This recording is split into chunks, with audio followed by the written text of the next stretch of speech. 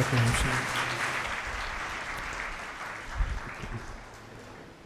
खुदावंद यीशु मसीह के पाक नाम में यहाँ मौजूद तमाम बुज़ुर्गों को, जवान बेटों बेटियों को मेरी तरफ से सलाम कबूल हो। और आज के दिन के लिए खुदावंद की शुक्रगुज़ारी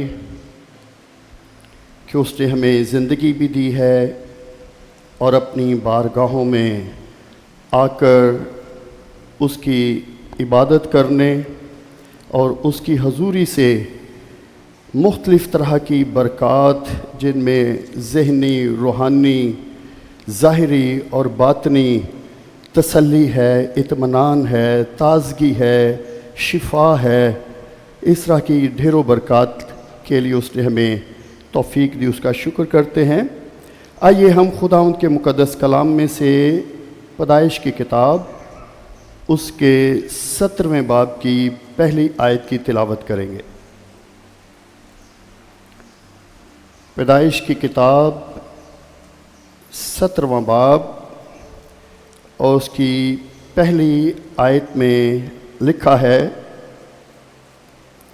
जब अब्राम 99 बरस का हुआ तब खुदावंद अब्राम को नज़र आया और उससे कहा कि मैं खुदाए कादिर हूँ, तू मेरे हुजूर में चल और कामिल हो।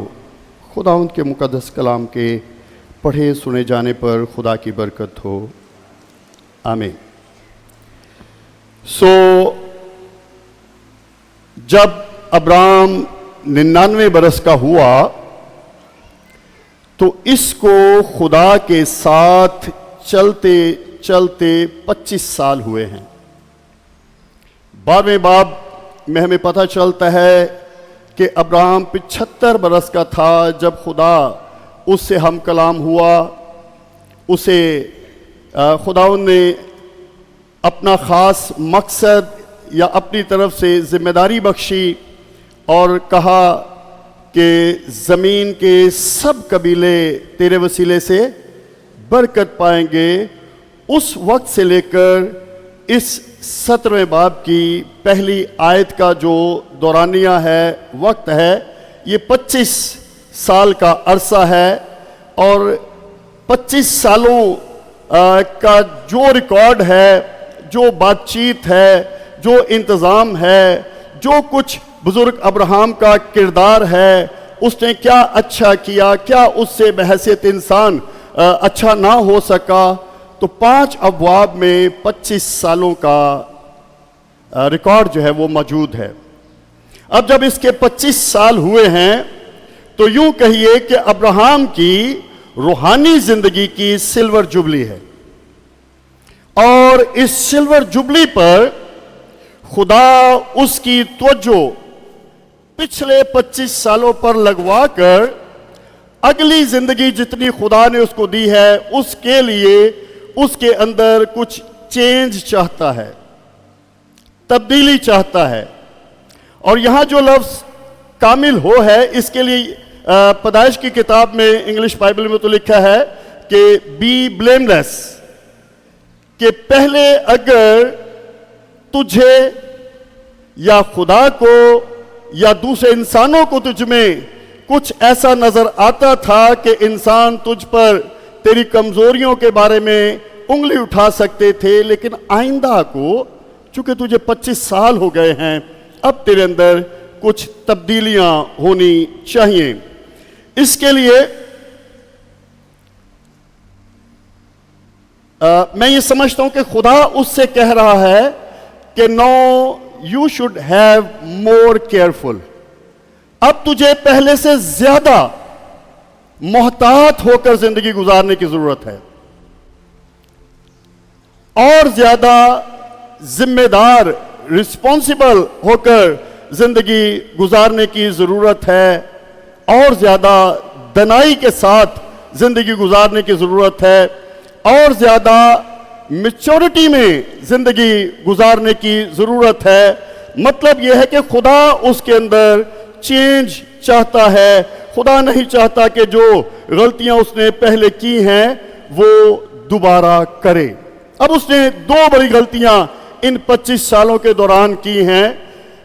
ایک تو اس نے خوف کے مارے مصر کے اندر جب وہ گیا ہے تو اپنی بیوی سارہ سے کہا ہے کہ تو کہنا کہ یہ میرا بھائی ہے۔ تو یہ ایک خوف ہے جس کے بارے میں مکاشفہ کی کتاب میں لکھا ہے کہ بزدل خدا کی بادشاہی کے وارث۔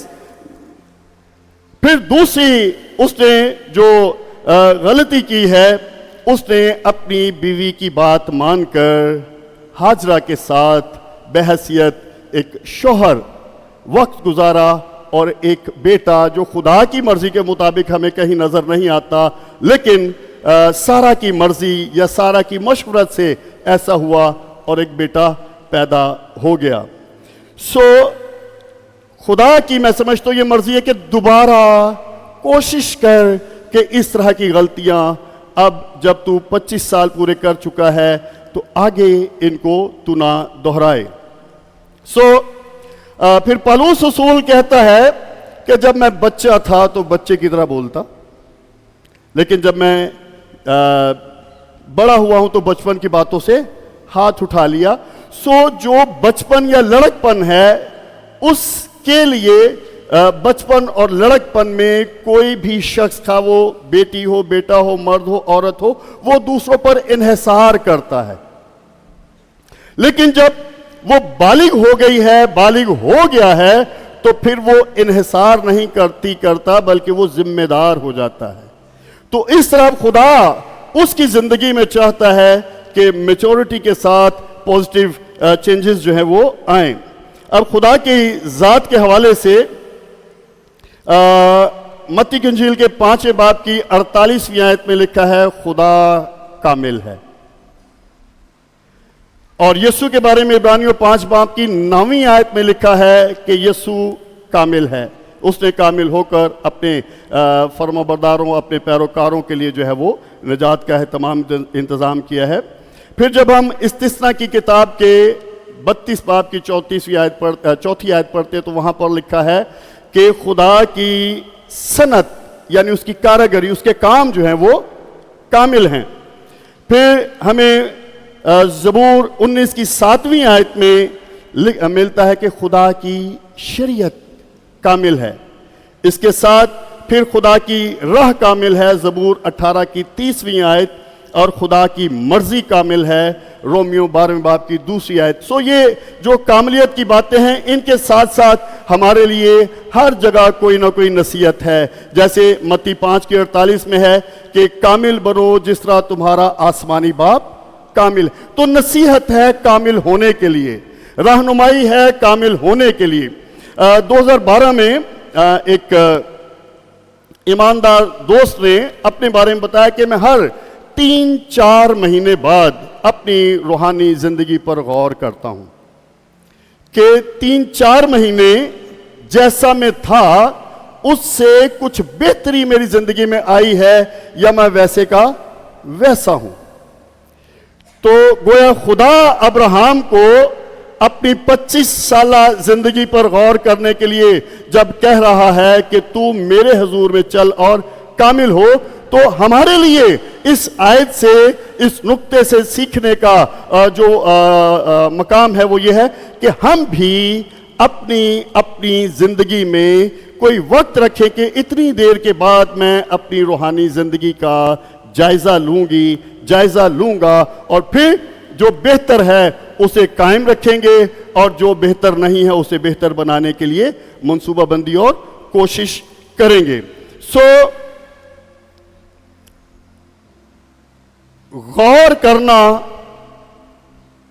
ہمیشہ انسان کے لیے بہتری کا سبب بنتا ہے۔ ہمیشہ کسی بھی بات پر غور کرنا انسان کے لیے بھلائی کا سبب بنتا ہے۔ اور پالوس رسول کامل ہونے کے لیے اپنے شاگرد کو تیموتھیوس کو 2 تیموتھیوس اس کے 4 باب کی 5ویں آیت میں کچھ نصیحت کرتا ہے۔ آئیے دیکھیں، تیموتھیوس کے نام پالوس رسول کا دوسرا خط اور اس کے چوتھے باب کی 5ویں آیت. اور جب میں اور آپ ہم خداوند کے کلام کو آج سن رہے ہیں تو ہم بھی اپنی زندگی پر ضرور غور کریں کہ مجھے کتنا وقت خدا کے ساتھ چلتے چلتے ہو گیا، اور جب آغاز ہوا تھا اس وقت میری خدا کے ساتھ رفاقت کیسی تھی، اور اب جتنا بھی وقت ہو گیا ہے کیسی ہے. پالوس رسول دوسرے تموتھیوس چوتھے باب کی 5ویں آیت میں فرماتے ہیں، مگر تو سب باتوں میں ہوشیار رہ، دکھ اٹھا، بشارت کا کام انجام دے، اپنی خدمت کو پورا کر. میرا تو اپنا ماننا یہ ہے کہ ہر ایماندار کو خدا نے کوئی نہ کوئی خدمت دی ہے، ہر ایماندار کو. بعض کی خدمت جو ہے وہ ظاہرہ ہے جسے لوگ دیکھتے ہیں، بعض کی خدمت ایسی ہے کہ جس کے لیے انسانوں کو جو ہم پر خدا نے کلیسیائی انتظام میں مقرر کیے ہیں انہیں ہم نے حساب دینا ہے، اور بعض کی خدمت ایسی ہے کہ انہوں نے خدا کو حساب دینا ہے. لیکن ہر ایماندار خداوند کے حضور اپنی زندگی کے لیے جواب دہ ہے، اور اس نے حساب خدا کو ضرور دینا ہے. تو یہاں پر پالوس رسول تیموتھیوس کو بشارت کا کام انجام دینے، اپنی خدمت کو پورا کرنے کے لیے نصیحت کر رہا ہے. اب اس کا کام دوسرے تیموتھیوس کے دوسرے باب کی دوسری آیت میں ایک اگلا جو قدم ہے وہ ہے کہ جو باتیں بہت سے گواہوں کے سامنے تو نے مجھ سے سنی ان کو ایسے دیانتدار لوگوں کے سپرد کر جو اوروں کو بھی سکھانے کے قابل ہوں. پہلے اسے خود کام کرنے کے لیے اور پھر اس کے بعد اوروں کو سکھانے اور اس کام کو ملٹیپلائی کرنے، آگے اور کام کرنے والے جو ہیں وہ آتے جائیں، کیونکہ خدا کا یہ ویژن ہے کہ جیسے سمندر پانی سے بھرا ہے ایسے ہی زمین خدا کے جلال کے عرفان سے معمور ہوگی. اب اس کلام کو پورا کرنے کے لیے حکمت عملی کی ضرورت ہے جو یسوع کے بعد نئے عہد نامہ میں ہمیں پالوس رسول کی زندگی میں نظر آتی ہے. وہ بہترین پلانر ہے، اس نے بہترین حکمت عملی جو ہے اسٹریٹجی تیار کی ہے، اور جس کی وجہ سے جتنا کام اس نے اپنی زندگی کے محدود وقت میں کیا ہے اتنا کام اس کے زمانے کے لوگوں میں سے کوئی اور نہیں کر سکا. ہمیں اپنی روحانی زندگی پر، اور یاد رکھیے ہمارے زندگی کے مختلف حصے ہیں. نمبر 1 ہمارا خدا کے ساتھ چال چلن کیسا ہے، اور اس کے لیے صرف خدا ہی کو پتہ ہے، خدا ہی دیکھتا ہے اور خدا ہی جانتا ہے، اور خدا ہی اس کا اچھا یا برا رزلٹ ہمیں دے گا کہ اس کے ساتھ ہمارا چال چلن کیسا ہے. پھر اس کے بعد خدا کے بعد کلیسیا ہے کہ کلیسیا میں چونکہ اخلاقیات دی گئی ہے، ایمانداروں کو ذمہ داریاں دی گئی ہیں کہ کس ایماندار نے کلیسیا میں کیسے چلنا ہے، کلیسیا کے ساتھ ہمارا چال چلن کیسا ہے. پھر خاندان کے ساتھ والدین کی الگ ذمہ داریاں ہیں، اولاد کی الگ ذمہ داریاں ہیں. اولاد نے خاندان میں والدین کے ساتھ، بہن بھائیوں کے ساتھ اور خدا کی طرف سے بخشے گئے رشتوں کے ساتھ کیسے زندگی گزارنی ہے.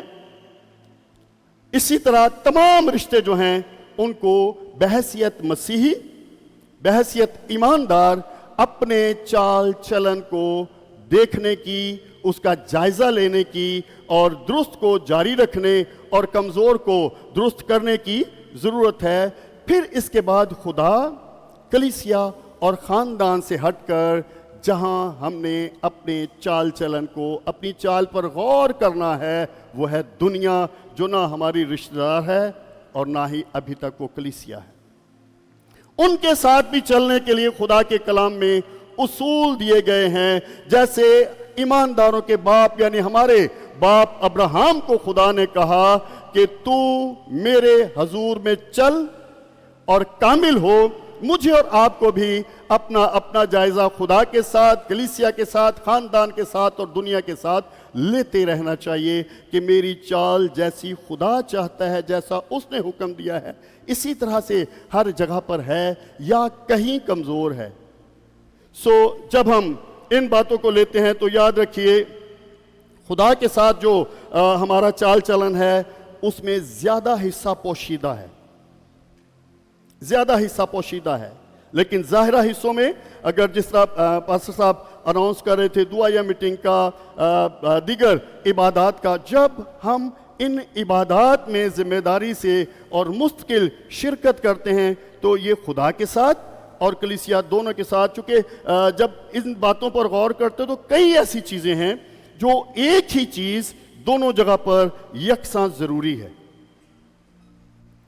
تو کئی لوگ، جب یہ سوشل میڈیا کا زمانہ ہے، میں ایسے لوگوں کو جانتا ہوں کہ وہ یوٹیوب پر بہترین سے بہترین پیغام سن لیتے ہیں اور وہ چرچ کے ساتھ رفاقت کو نظر انداز کرتے ہیں، لیکن چرچ کے ساتھ رفاقت جو ہے اس کے لیے جہاں بہت اور باتیں ہم لے سکتے ہیں، اعمال کی کتاب میں سے لے سکتے ہیں، پالوس رسول کے خطوط میں سے لے سکتے ہیں، تو ایک بات ہم ضرور اپنے سامنے رکھیں کہ خداوند کے کلام میں لکھے جیسے جیسے اس گھڑی کو قریب ہوتے ہوئے دیکھو، یعنی یسوع کی آمد کو، آپس میں جمع ہونے سے باز نہ آؤ۔ تو ہمیں غور کرنے کی ضرورت ہے کہ یہاں پر مجھے کاملیت کی ضرورت ہے، درستگی کی ضرورت ہے، یا میں ٹھیک ہوں۔ پالوس رسول نئے عہد کی کلیسیا کو افسیوں 5 باب کی 15ویں آیت میں کہتا ہے پس غور سے دیکھو کس طرح چلتے ہو، نادانوں کی طرح نہیں، میں اپنی طرف سے لفظ استعمال کروں گا، لاپرواہوں کی طرح نہیں، بلکہ دناؤں ذمہ داروں کی طرح چلو۔ بس غور سے دیکھو، تو میرے حضور چل اور کامل ہو۔ ہمیں خداوند کامل دیکھنا چاہتا ہے، اس لیے کہ ہم نے مختلف جگہوں پر دیکھا خدا کامل ہے، اس کی شریعت کامل، اس کی راہیں کامل، اور اس کی مرضی کامل ہے، وہ خود کامل ہے۔ اس لیے کلام میں جب پاکیزگی کی بات ہے تو کہا گیا ہے پاک بنو جیسا تمہارا بلانے والا پاک ہے۔ تو ہمیں خدا چاہتا ہے، پالوس رسول کہتا ہے افسیوں کے 5 باب کی پہلی آیت میں، پس عزیز فرزندوں کی طرح خدا کی مانند بنو۔ اور خدا کی مانند بننے کے لیے جب لفظ کامل ہم لیتے ہیں تو اس میں بہت ساری چیزیں آ جاتی ہیں، اس میں پاکیزگی آ جاتی ہے، اس میں سچائی آ جاتی ہے، اس میں محبت آ جاتی ہے، اور بہت ساری چیزیں جو خدا نے ایمانداروں کو بطور ذمہ داری عطا کی ہیں کہ یہ تم نے کرنی ہے، وہ ساری خدا کرتا ہے۔ خدا کے بیٹے یسوع مسیح نے انسانی بدن میں ہو کر کی ہیں، اور مقدس لوکا کہتے ہیں کہ اس نے کہہ کے اور کر کے سکھایا ہے، اور جو سیکھتا ہے اگر وہ کرتا ہے تو اس کا مطلب اس نے واقعی سیکھا ہے، ورنہ دنیا سنتی ہے، نہ ذہن میں رہتا ہے نہ دل میں اترتا ہے، اور جو چیز ذہن اور دل میں نہیں ہے وہ عمل میں کبھی نہیں آ سکتی، وہ کردار کا حصہ کبھی نہیں بن سکتی۔ اس لیے کلام میں لکھا ہے، پچھلے دنوں گفتگو ہو رہی تھی کہ ہر شخص کو اس دور میں جب خوراک، خاص طور پر پاکستان میں خوراک ناقص ہے، ہوا، فضا، یہ ہماری صحت کے لیے کئی بار کئی جگہوں پر نقصان دہ ہے، تو ضرور ہے کہ انسان اپنا میڈیکل ٹیسٹ جو ہے وہ سال میں کوئی 2-4 دفعہ کرواتا رہے۔ اسی طرح اپنی روحانی صحت کو دیکھنے کے لیے ضرور ہے کہ ہم اپنے خدا کے ساتھ، کلیسیا کے ساتھ، خاندان کے ساتھ اور دنیا کے ساتھ تعلق، واسطے اور چال کو دیکھتے رہیں۔ ایک پچھلے کم و بیش 3 سال سے کلام مقدس کا ایک حصہ ہے جس کو ابھی ہم پڑھیں گے، میرے لیے یہ ایک سوالیہ نشان ہے۔ اپنے طور پر جتنی اور جیسی مجھے سمجھ ہے میں نے اس کو سمجھا ہے، لیکن میں اس بات کا آرزو مند ہوں کہ کسی وقت اگر خدا کے نزدیک اس کا مطلب کچھ فرق ہے تو کسی دنا اور معتبر اور علم رکھنے والے خادم کے ذریعے خدا مجھے سکھائے کہ اصل میں ان آیات کا یا اس نقطے کا کیا مطلب ہے؟ تو خدا ابراہم کو 25 سال اپنے ساتھ چلنے کے بعد کامل ہونے کے لیے کہتا ہے۔ آئیے ہم ان آیات پر ذرا غور کریں، اور ضرور ہے کہ ذرا نہ کریں بلکہ خوب غور کریں۔ متی 7واں باب، متی 7واں باب اور اس کی آیت نمبر 21، 22 اور 23، 3 آیات کو ہم ٹھہراؤ کے ساتھ پڑھیں گے۔ متی 7ویں باب کی 21ویں آیت میں خداوند یسوع فرما رہے ہیں، جو مجھ سے آئے خداوند کہتے ہیں، ان میں سے ہر ایک آسمان کی بادشاہی میں داخل نہ ہوگا مگر وہی جو میرے آسمانی باپ کی مرضی پر چلتا ہے۔ اس کو اپنے انداز میں اس طرح سے کہوں گا، مگر وہی جو میرے آسمانی باپ کی مرضی کے مطابق کامل ہونے کی کوشش کرتا ہے۔ اب میں اور آپ اس 21ویں آیت کے تناظر میں اپنا اپنا جائزہ لیں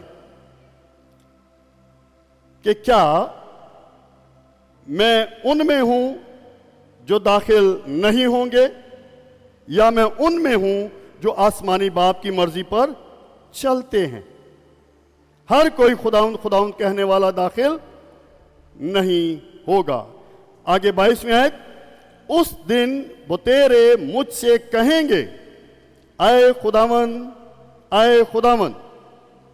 کیا ہم نے تیرے نام سے نبوت نہیں کی، اور تیرے نام سے بدروحوں کو نہیں نکالا، اور تیرے نام سے بہت سے معجزے نہیں دکھائے؟ اب مجھے اور آپ کو یہاں کہ کیا میں نبوت کرتی ہوں، تو میں دنیا کی نگاہ میں اس طرح کے خادم ہی تو بڑے خادم ہیں نا، جن کے وسیلے سے معجزے ہو رہے ہیں، جن کے جو بدروحوں کو دور سے آرڈر کریں اور بدروح نکل جائیں، جو بڑے بڑے مجمع میں کہیں کہ خدا فلاں کے بارے میں یہ کہہ رہا ہے۔ ہمارے نزدیک ان سے بڑا خادم زمین پر کوئی نہیں ہے، کیونکہ ان کے پاس نعمتیں ہیں، وہ ان کا استعمال کر رہے ہیں۔ تو خداوند یسوع یہ کہہ رہے ہیں، جب ہم ان آیات کو پڑھ رہے ہیں تو میرے پاس کیا ہے، میں جو کچھ میرے پاس ہے اس کا استعمال کیسے کرتا ہوں۔ تو یہ جو ایسا کر رہے ہیں، یسوع مسیح کہیں نہیں کہہ رہے کہ تم نے کب کیا، کہیں ان کی رپورٹ کو جو ہے وہ جھٹلا نہیں رہے، جو وہ اپنی رپورٹ خداوند کے حضور پیش کر رہے ہیں کہ ہم نے یہ بھی کیا، یہ بھی کیا، یہ بھی کیا۔ 23ویں آیت، اس وقت میں ان سے صاف کہہ دوں گا، میری کبھی تم سے واقفیت۔ اب اگر ایسے خادموں کے لیے اس طرح کی رپورٹ سامنے آ رہی ہے، تو پھر مجھے اور آپ کو خوب غور کرنے کی ضرورت ہے کہ مجھے خداوند کے حضور کیسے کامل ہو کر چلنے کی ضرورت ہے۔ اور ایک اگلا آخری جملہ، آئے بدکارو میرے پاس سے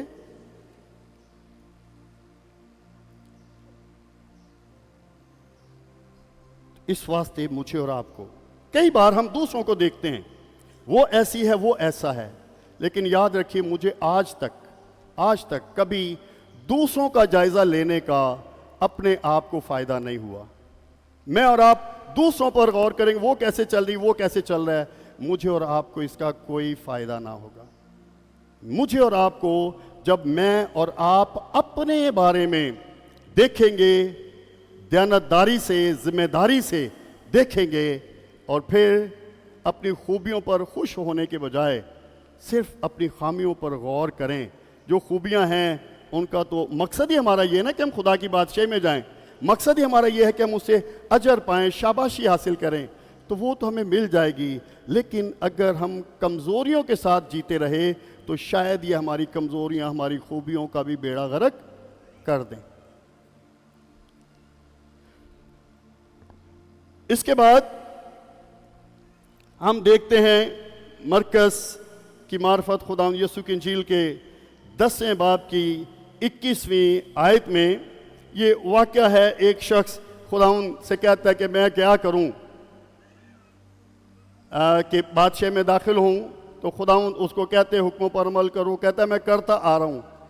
फिर यीशु ने कहा तुझ में एक बात की कमी है, और नतीजे के तौर पर हमें नज़र आता है कि वो उस कमी को दूर करने के लिए राज़ी और तैयार नहीं है, और यीशु को आगे अफसोस करना पड़ा, दौलतमंदों पर अफसोस करना पड़ा। इसी तरह जब हम खुदावंद के कलाम में मुकाशफा उसके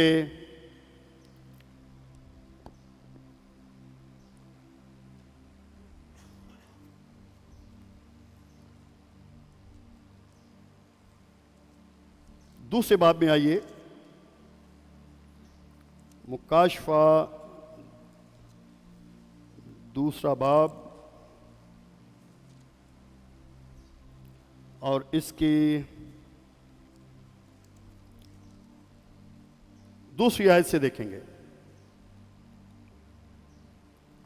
मैं तेरे काम और तेरी मुशक्कत और तेरा सब्र तो जानता हूं, और ये भी कि तू बदों को देख नहीं सकता, और जो अपने आप को रसूल कहते हैं और हैं नहीं, तूने उनको आजमा कर झूठा पाया, और तू सब्र करता है और मेरे नाम की खातिर मुसीबत उठाते उठाते थका नहीं। अब जब हम ये दूसरी और तीसरी 2 आयत पढ़ते हैं तो इस शख्स की कमाल की खूबियां हमें नज़र आती हैं, कमाल की खूबियां हमें नज़र आती हैं। साबिर भी है, मुसीबत भी उठा रहा है, सही और गलत को वो सही और गलत कह रहा है, और मुसीबत उठाते उठाते वो थका नहीं है, बदकार लोगों से वो खुश भी नहीं होता। सो ये सारी खूबियों के बावजूद 4वीं आयत में लिखा है, मगर मुझको तुझसे ये शिकायत है कि तूने पहली सी मोहब्बत छोड़ दी।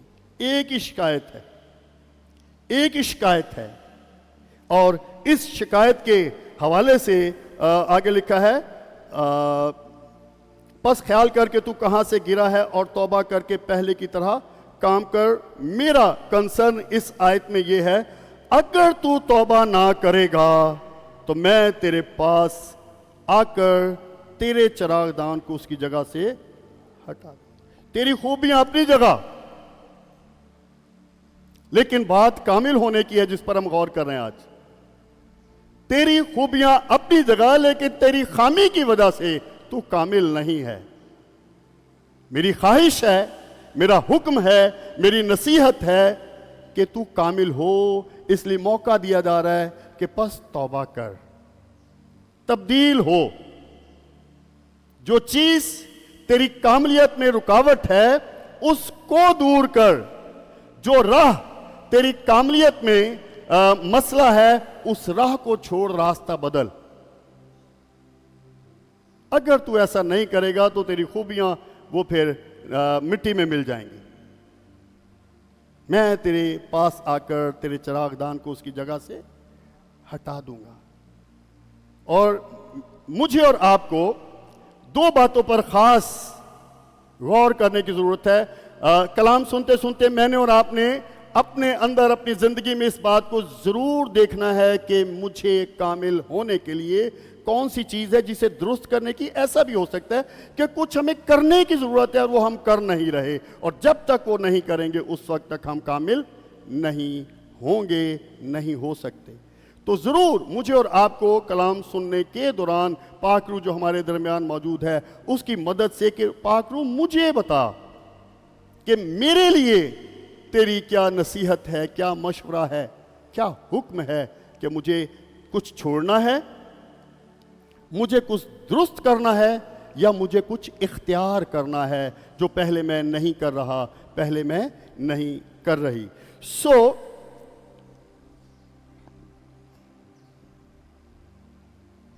सातवीं आयत में लिखा है, जिसके कान हो वो सुने कि रूह कलीसियाओं से क्या फरमाता है।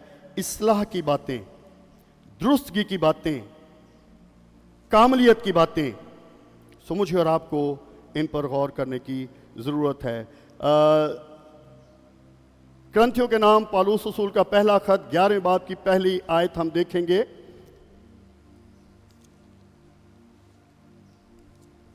करंथियों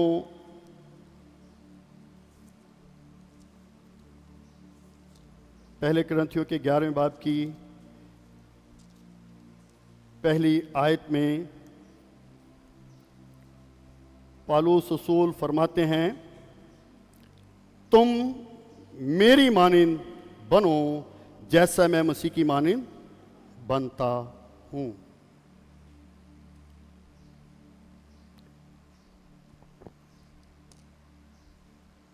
पौलुस रसूल यहां ये इसलिए भी कह रहे होंगे क्योंकि शायद हम मसीह की मानिंद बनने को बहुत ज़्यादा मुश्किल और कभी कभी शायद नामुमकिन करार दे दे कि नहीं वो तो उसमें तो खुदा का रूह था और वो तो खुदा की ज़ात का हिस्सा था और वो तो इलाही शख्सियत थी, वो तो कामिल बन सकता है, वो तो कामिल हो सकता है, लेकिन हम ऐसा नहीं कर सकते। तो पौलुस रसूल अपने आप को सामने रखता है हमारे कि मेरी मानिंद बनो, और मैं इसलिए तुम्हें कहता हूं मेरी मानिंद बनो क्योंकि मैं इस बात पर कोशिश कर रहा हूं, इस बात के लिए अपने बदन को मारता कूटता और काबू में रखता हूं कि मैं मसीह की मानिंद बन जाऊं। तो हमें जिधर से भी हम कामिल होने की राह को इख्तियार करें, हमारे सामने जो ऊंचे पर रोल मॉडल है वो खुदावंद यीशु मसीह, जो खुदा की ज़ात का हिस्सा है, लेकिन मुझे और आपको नमूना देने के लिए, मुझे और आपको एक हौसला देने के लिए कि बदन में इंसानी तौर पर हम ऐसा कर सकते हैं, ये नामुमकिन नहीं है। अब पौलुस रसूल जब वो ये कहता है कि मेरी मानिंद बनो जैसे मैं मसीह की मानिंद बनता हूं, तो थस्सलुनीकियों को दूसरा खत जो लिखते हैं, दूसरा थस्सलुनीकियों उसके 3 बाब की पहली आयत में वो जो कुछ भी जिस तरह से भी, देखिए मैंने पहले कहा कुछ चीजें हैं जिनमें हम बातनी तौर पर, मेरे दिल में क्या है, मेरे जहन में क्या है, मेरे और खुदा के अलावा किसी को नहीं पता, लेकिन मैं जो बोल रहा हूं, जो मैं कर रहा हूं, वो आप सबको पता है, खुदा को भी पता है, मुझे भी पता है, और इंसानों को भी जो देखते और सुनते हैं उनको भी पता है। तो पौलुस रसूल जब ये कहता है मेरी मानिंद बनो, मुमकिन है कि हमें कुछ भी अपने अंदर कमी नजर ना आती हो, तो फिर एक बात वो ये कहता है कि हमारे हक में दुआ करो कि खुदा का कलाम ऐसा जल्द फैल जाए और जलाल पाए जैसा तुम में। तो फिर हमें पौलुस रसूल की तरह बनने के लिए कलाम फैलाने की सोच, कलाम फैलाने की ख्वाहिश, कलाम फैलाने की कोशिश में उसकी मानिंद बनना चाहिए, और वो यीशु की मानिंद बनता है। मुकद्दस लूका की इंजील में एक वाक़या है जब यीशु मसीह से, गालबन ये 4 बाब की 40 आयत से आगे है, जब यीशु मसीह से यीशु के वसीले लोगों ने बरकत पाई और कहने लगे कुछ रोज़ और हमारे पास ठहर। तो यीशु ने कहा मुझे और शहरों में भी खुशखबरी सुनाना ज़रूर है क्योंकि मैं इसीलिए भेजा गया हूँ। तो पौलुस रसूल जब वो यीशु की मानिंद बनता है तो वो खुशखबरी को फैलाना भी यीशु की तरह अपनी जिम्मेदारी समझता है, और सिर्फ समझता ही नहीं है बल्कि वो कर भी रहा है। उसने अपनी लाइफ में अपनी मिनिस्ट्री की प्लानिंग जब वो करता है तो उसकी कोशिश और ख्वाहिश ये है कि बड़े बड़े शहरों में खुदा का कलाम लाजमी पहुंच जाए, बड़े बड़े शहरों में कलीसियाएं वजूद में आ जाएं, क्योंकि हर देहाती का किसी ना किसी शहर में जो है वो कोई ना कोई है, और जब शहर से लोग अपने देहातों में जाते हैं तो वो खासुल खास अपने ख़ानदान के लिए और बाज़ औक़ात अपने पूरे देहात के लिए समझे जाते हैं। लोग उनकी सुनते हैं अगर उनके पास कुछ सुनाने को अच्छा हो तो। जैसे हमारा शहर कराची है, और ईद के दिनों में ख़ास तौर पर लोग जितने मुख्तलिफ چھوٹے شہروں سے یا دیہاتوں سے آئے ہوتے ہیں وہ جاتے ہیں. اور کراچی کو منی پاکستان اس لیے کہا جاتا ہے کہ پاکستان کے ہر حصے کا کوئی نہ کوئی شخص، ہر زبان بولنے والا کوئی نہ کوئی شخص، ہر قوم، قبیلے اور نسلی گروہ سے تعلق رکھنے والا کوئی نہ کوئی شخص یہاں موجود ہے. اور اگر سارے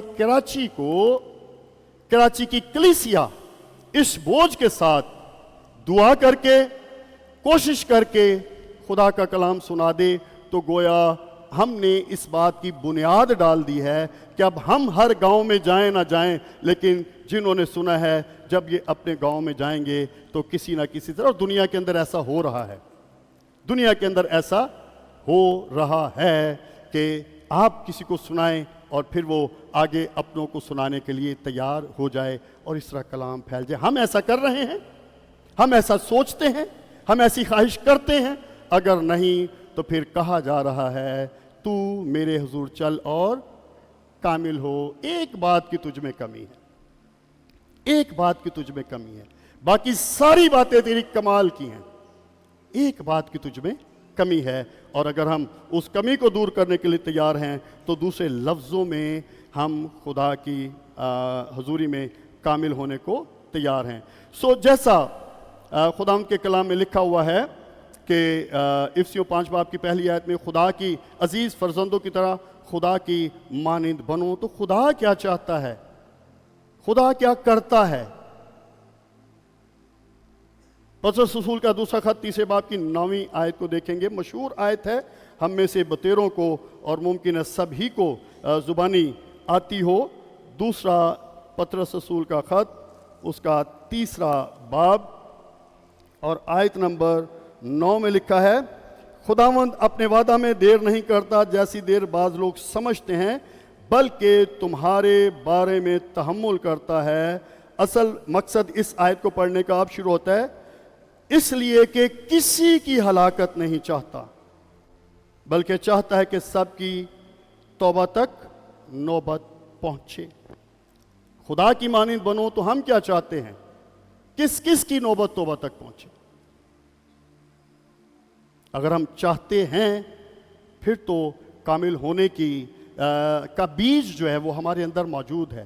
اور اگر ہم ایسا نہیں چاہتے تو پھر کلام روح ہم سے کہہ رہا ہے ایک بات کی تجھ میں کمی ہے، ایک بات کی تجھ میں کمی ہے، تو میرے حضور چل اور کامل ہو. جب ہم اعمال کی کتاب کے 17 باب کی 30 آیت پڑھتے ہیں تو وہاں پر لکھا ہے، خدا جہالت کے وقتوں سے چشم پوشی کر کے اب.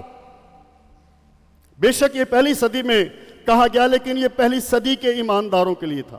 اب جب 21ویں صدی میں ہم اس کو سن رہے ہیں، پڑھ رہے ہیں، تو اب یہ 21ویں صدی کے ایمانداروں کے لیے لفظ ہے اب.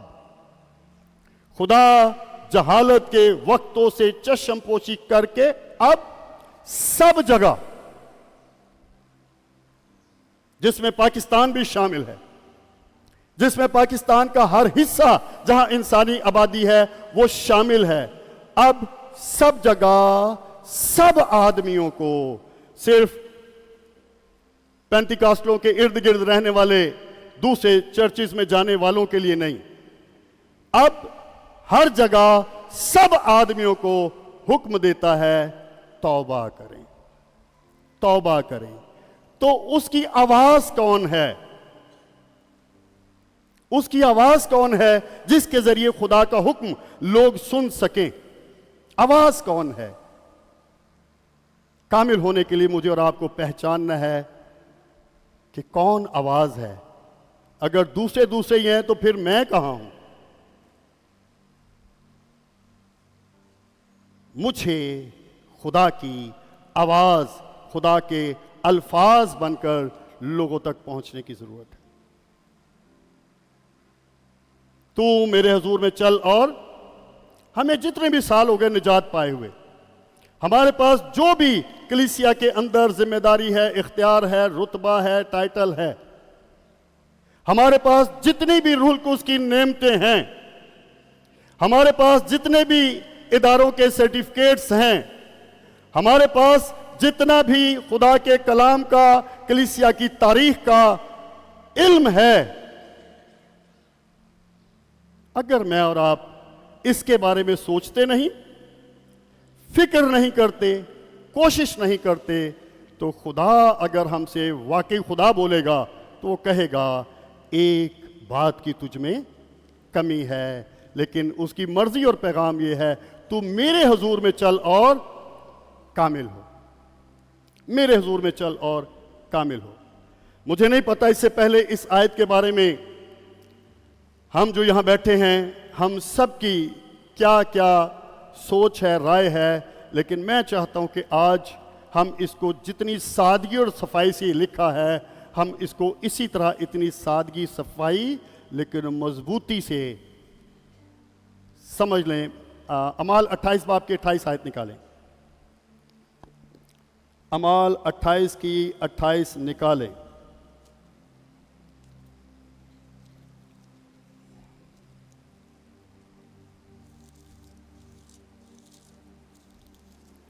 اٹھائیس کی 28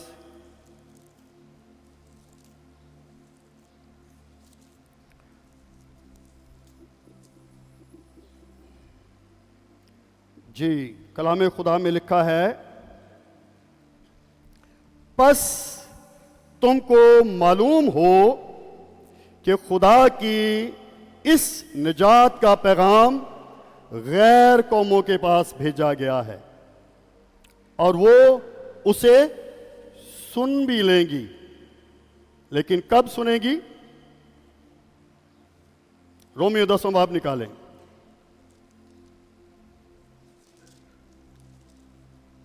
رومیو 10 باب اور اس کی 13ویں آیت سے ہم دیکھیں گے۔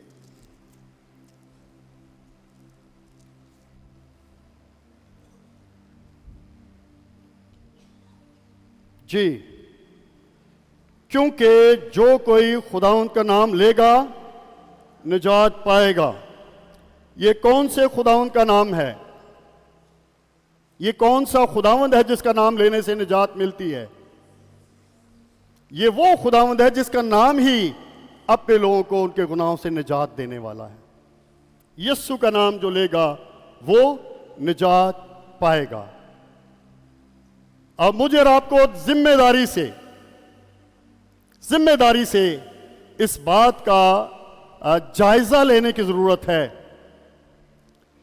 کہ میرے علم کے مطابق کتنے لوگ ہیں جو اس نام کو، اس نام کی اصلیت کو، اس نام کے مطلب کو، اور جس کو یہ نام دیا گیا اس کو، اس کے اس دنیا میں آنے کو جانتے ہیں؟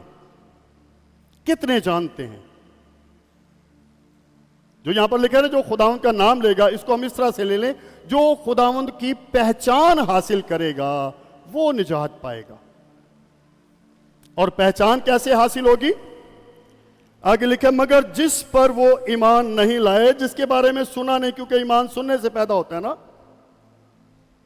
جس کے بارے میں انہوں نے سنا نہیں اس سے کیوں کر دعا کریں، اور جس کا ذکر انہوں نے سنا نہیں اس پر ایمان کیوں کر لائیں، اور بغیر منادی کرنے والے کے کیوں کر سنیں۔ جیسا میں نے شروع میں کہا کہ ہر نجات پانے والا شخص جو ہے اس کے پاس خدمت ہے، خداوند نے اس کو خدمت دی ہے، جس کو میں کہوں گا ذمہ داری ہے۔ بعض لوگ تو لفظ خدمت کو اپنے لیے ایک رتبہ سمجھتے ہیں، لیکن حقیقت میں خدمت ایک ذمہ داری ہے جس کا ہر خدمت گزار نے خدا کو حساب دینا ہے۔ دو باتیں ہر ایماندار کی ذمہ داری ہیں۔ نمبر ایک، جتنے یہ خواہش کرتے ہیں یا یہ ایمان رکھتے ہیں کہ روح القدس کی بخشش میرے لیے ہے، تو ان کو روح القدس کے بارے میں سکھایا، بتایا یہ گیا، جب روح القدس تم پر نازل ہوگا تو تم قوت پاؤ گے،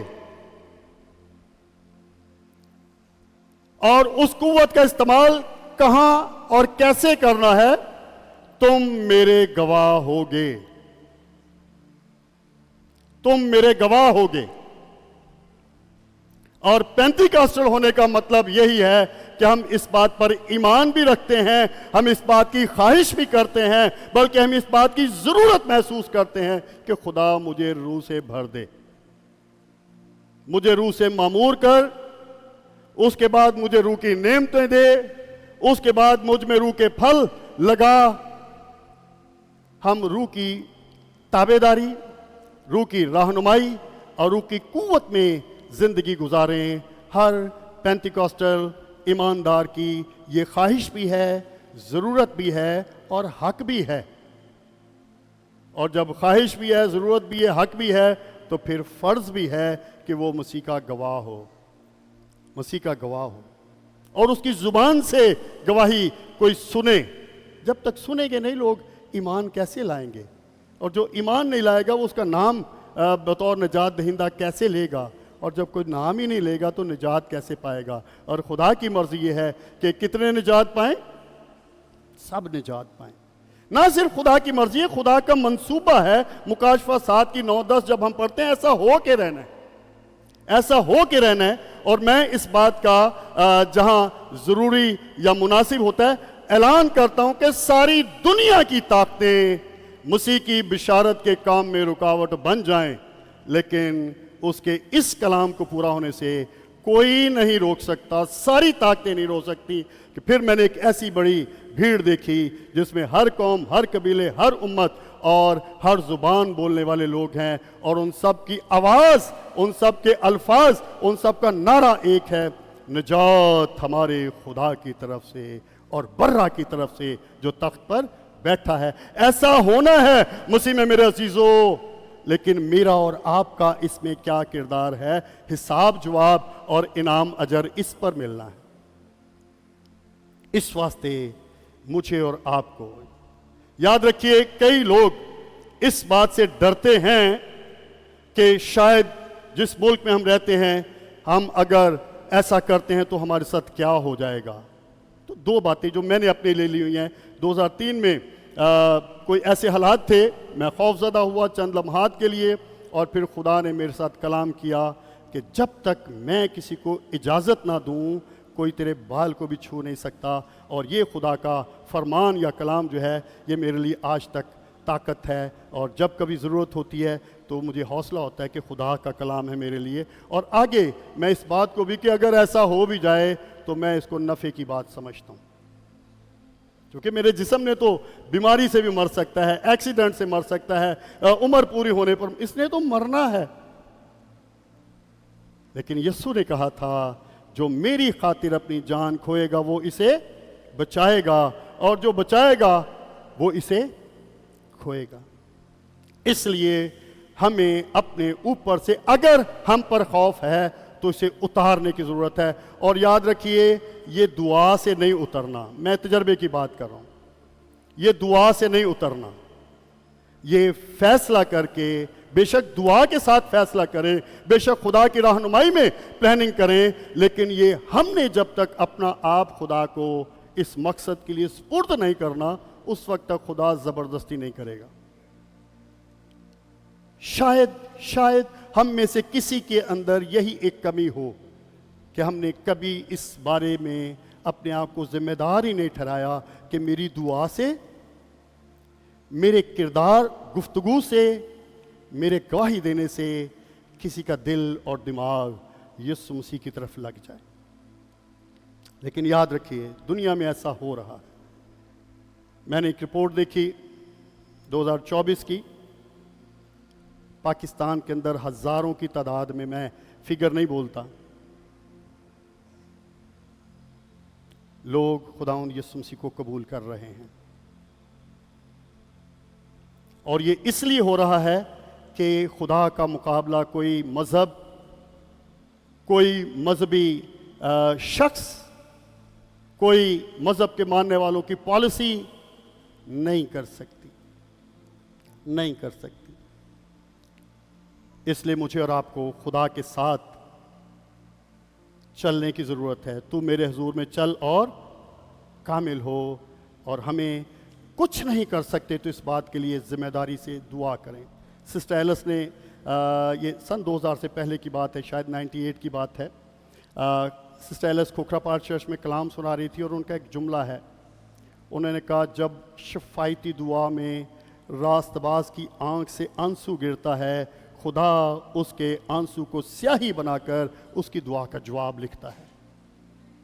اس لیے دعا کریں. راست باز کی دعا کے اثر سے ضرور اپنے پاس لسٹ بنائیں ان لوگوں کی جو مسیح کو نہیں جانتے لیکن آپ چاہتے ہیں کہ وہ جان جائیں. یہ میں نے 8 لوگوں کی چھوٹی سی لسٹ بنائی ہوئی ہے اور میری دعا یہ ہے کہ خداوند ہو سکے تو یہ 2026 میں نجات پا جائیں. ان میں سے 2 پا چکے ہیں اور باقیوں کے لیے دعا جاری ہے، ملاقات ہوتی ہے، سلسلہ چل رہا ہے. یاد رکھیے کسی بھی ملک کے لیے اس ملک میں رہنے والی کلیسیا سے پوچھ گچھ کی جائے گی. آخری ایک حوالہ پڑھیں گے پھر ہم اپنا آپ اس مقصد کے لیے خدا کے سپرد کریں گے کہ خداوند میرے اندر کی کمی کو پورا فرما دے. حزقیل 3 باب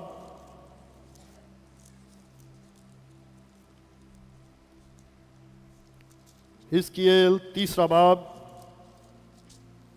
اور اس کی